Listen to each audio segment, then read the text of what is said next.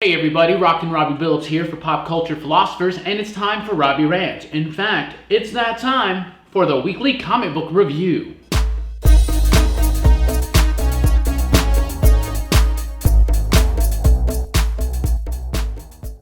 Alright gang, weekly comic book review, and it's time to start with the pick of the week. Doom Patrol number 3. If you've been following these videos, no surprise to you whatsoever. Doom Patrol gets my pick of the week again. I adore Gerard Way's Doom Patrol. This book is weird, it's zany, it's fun, it's different and unique. This book, this issue, number 3, a lot of stuff starts coming together better. It starts filling in the gaps a little bit. It starts connecting itself to the previous incarnations, especially the Grant Morrison incarnation of the Doom Patrol. This book is super fun, a lot gets explained. It's so weird, so zany, it's unpredictable, guys, and I like the fact that it's unpredictable.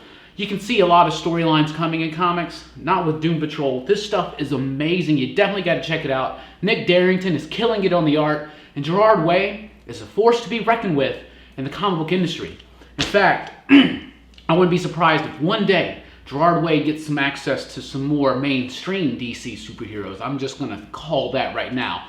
Also, debuting this week from DC's Young Animal, Gerard Way's imprint, Mother Panic. Mother Panic number 1 was written by Jody Houser with art by Tommy Lee Edwards. This book was a treat. It was a delight. It was really cool. It's dark, it's edgy, it's set in Gotham City. Batman makes an appearance.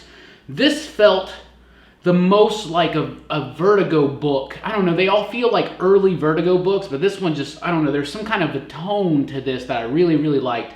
Doom Patrol I like just a little bit better because it's so weird and zany. This is more straightforward, but it's dark, it's a little edgy, it's got some seriousness to it. I really like this book, and this is a new hero that, I mean, bright future for this book, guys. Check it out, especially if you want a little bit more connectedness to the DCU proper. But the art's amazing, the story's really good, the layouts, everything, it's paced perfectly. Like it's beautiful. It's just a gorgeous book, and I really, really liked it.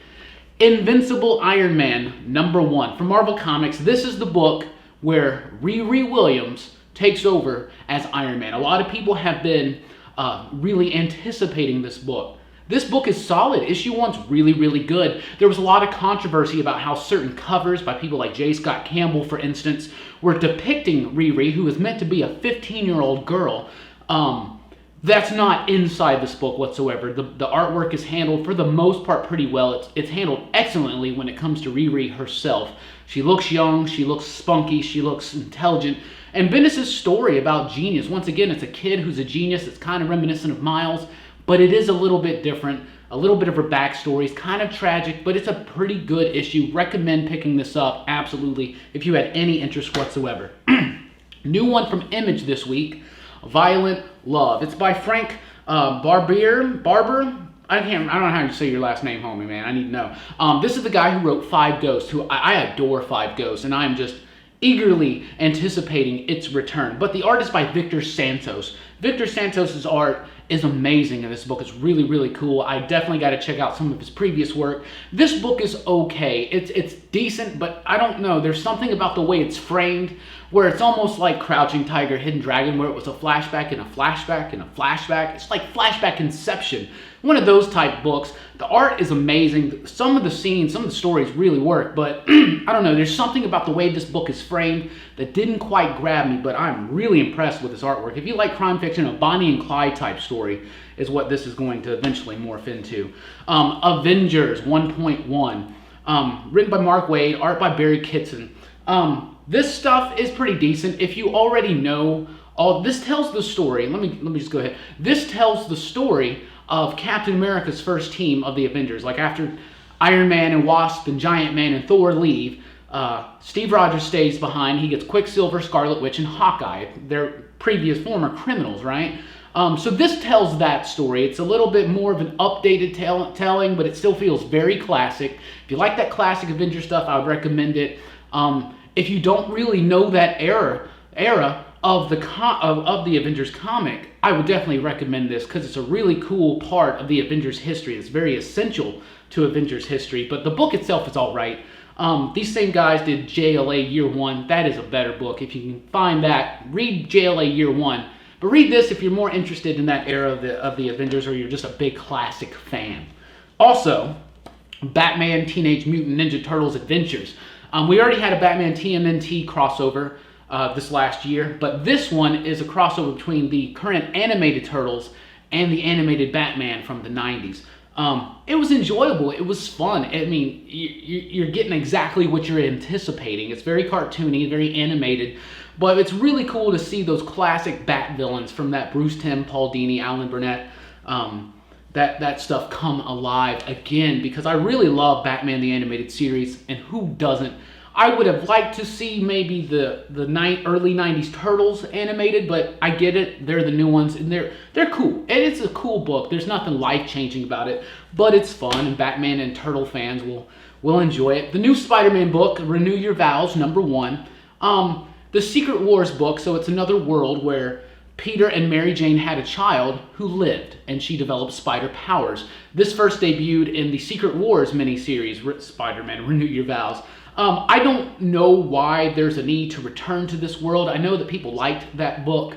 This is okay. It's not the best in my opinion. It's written by Gary Conway with art by Ryan Stegman. I am not the biggest fan of Ryan Stegman's art, but at least in this book, there's not as many jelly arms as there was recently in his Uncanny Avengers work. If you're a huge Spider-Man fan and love that miniseries from Secret Wars, I highly recommend this. If you just want something new and different, not tied into the current continuity, I guess check it out. It didn't really do much for me. What did impress me was Clone Conspiracy #2. I know we get tired of the events and all this stuff, but these Spider-Man stories have been really cool from Dan Slott. This is a great issue. It's Dr. Octopus has returned. His fight with Peter, and Peter gets, I don't know, it's a little bit, you're expecting one thing and something else happens, but it's really cool. The Jackal, I'm enjoying this book. I think it's really neat. There is some stuff that kind of comes out of nowhere, and I'm like, should I have read an issue of Spider-Gwen or Scarlet Spider at some point? But I don't know. But I like this book. I think it's solid. I think it's a great Spider-Man event. I think it's way better than Spider-Verse so far. And better than most of the other Clone Sagas, period. A new one from Kaboom. Mega Princess. Mega Princess #1 was a joy. A pure delight. A super fun book for all ages.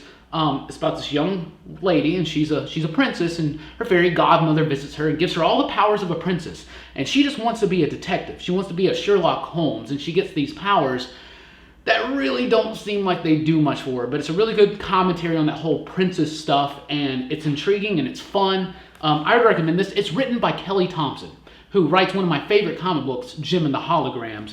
Kelly Thompson, Mega Princess. Check it out. Great book, especially for all ages. Young women and boys would love that book. Let's get to some DC titles, because, you know, DC Rebirth is killing it. I love it. The Flash, #10. The start of the Speed of Darkness story. They're bringing the Shade in. That's right, the Shade. The JSA villain. We just had that JSA revelation in the last issue that, the helmet, it means something. There's also a little bit of Watchmen stuff in here, not too much, just references to the mystery. Just references to the mystery, but this is the start of a good story. Flash has been awesome. I love that book. Action Comics 967. Whoever thought that in the year 2016 I would be gushing over a Dan Jurgens Superman book, but I am. I love this book, so super cool. Now that we know the new status quo, this is a story that gets a little bit more into Lex Luthor, why he decided to become Superman. It's a really fun story. I'm enjoying this. It feels like what Superman comics felt like to me when I was a kid, reading them for the first time with the John Byrne stuff, and then of course the Jurgens stuff that led to the death of Superman. I love Action Comics, so good. And Detective Comics 944. Detective Comics is my favorite Batman book right now. I like it better than Tom King's Batman. And it astounds me, it really does. This book is great. The Victim Syndicate story. These guys are creepy. The villains, the main villain, the first victim is what they call him, her, whatever.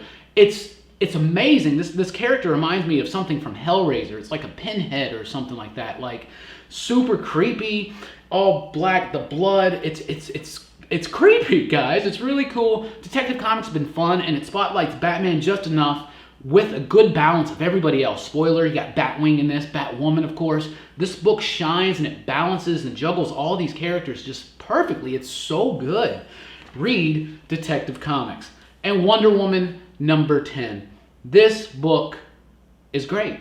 Greg Rucka's Wonder Woman is amazing. It's getting better, issue to issue. This is one of the best issues yet. So we're on the back on the year 1 story, and it's Diana's first experience with some of the culture of America. She goes to a mall and she goes out to eat and all that kind of stuff. It's a great book, really fun, intriguing, and a lot of good stuff in this book. I highly recommend you check out Wonder Woman. But those books are amazing, guys. Give the Young Animal stuff a chance.